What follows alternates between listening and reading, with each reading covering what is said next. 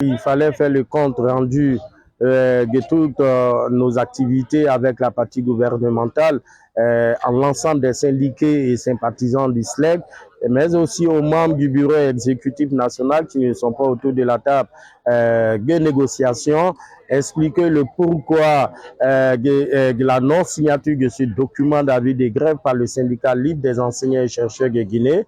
Donc, c'est ce compte rendu fidèle que nous sommes venus faire aux syndiqués du SLEG, aux membres du bureau exécutif et aux sympathisants du SLEG, parce que vous voyez depuis hier sur les réseaux sociaux une désinformation, une intoxication à l'endroit des membres du bureau exécutif du SLEG, tous 5 de ces membres qui sont autour de la table des négociations.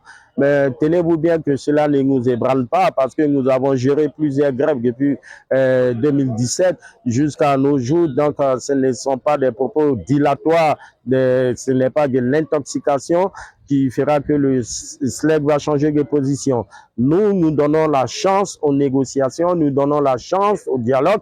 Il y a une très bonne avancée parce que nous avons constaté depuis le 17 novembre 2025 une avancée significative. Et peut-être quelque chose que l'on n'a pas encore dit qu'aux enseignants contractuels communaux non retenus et ceux de la zone spéciale de Conakry, j'ai pu leur assurer à travers votre micro que le gouvernement guinéen a accepté, je le dis haut et fort, aux enseignants contractuels communaux non retenus et ceux de la zone spéciale de Conakry, que le gouvernement a accepté notre plaidoyer, celui de les intégrer à la fonction publique.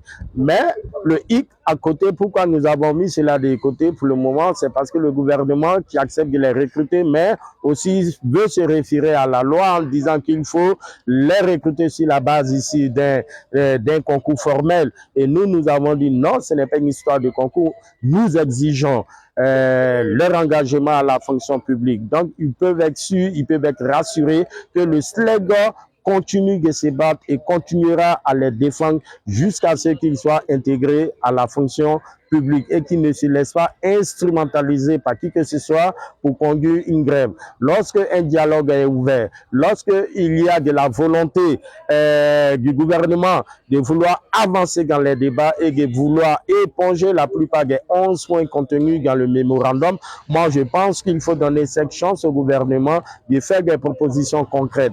À la dernière sortie le vendredi, vous avez vu des échauffourées, vous avez vu deux groupes de personnes qui sont venus faire une déclaration d'avis de grève et vous avez constaté l'absence ici du SLEG autour de ces personnes parce que nous disons, lorsque le gouvernement fait des propositions, même si ces propositions ne nous sied pas, nous devrons continuer à discuter jusqu'à ce que nous soyons au mur. Puisque la partie gouvernementale nous fait comprendre que le lundi à 14 h, les ministres seront dans la salle de négociation et ça sera une première avec une fédération de l'éducation où les ministres viendront eux-mêmes en personne. Nous allons discuter ici sur le statut particulier de l'éducation. Nous allons discuter sur les différentes primes allouées à la fonction enseignante et surtout du pré-universitaire et de l'enseignement technique et de la formation professionnelle. Nous allons discuter sur ces primes pour que ces primes deviennent désormais, fassent l'objet de décrets présidentiels que nous allons insérer dans le statut particulier. Nous sommes sereins parce que nous savons qu'à la base, les enseignantes et les enseignants ont leur confiance en nous. Comme l'a dit l'autre dans la salle, que le rapport de force a changé et que désormais en République de Guinée, c'est le SNE qui est le syndicat le plus représentatif. Cela prouve à suffisance qu'ils sont dans l'esprit de vouloir faire une démonstration de force et tel n'est pas l'objectif des enseignantes et enseignants.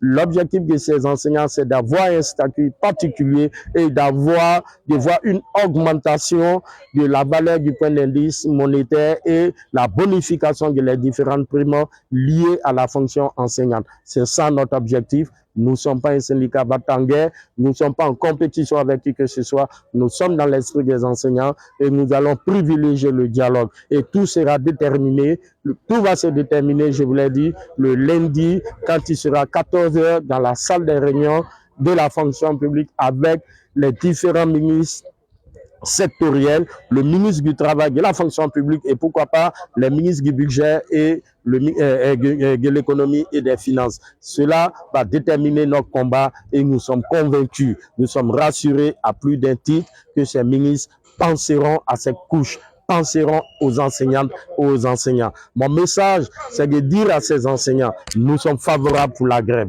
Le jour où nous n'obtiendrons pas satisfaction auprès du gouvernement, c'est en ce moment que nous irons en grève. Mais pour le moment, le gouvernement a ouvert la porte des négociations. Cette porte n'est pas encore fermée. Nous les appelons à la retenue de patienter jusqu'à ce que nous sortons des négociations le lundi et que tout se décide.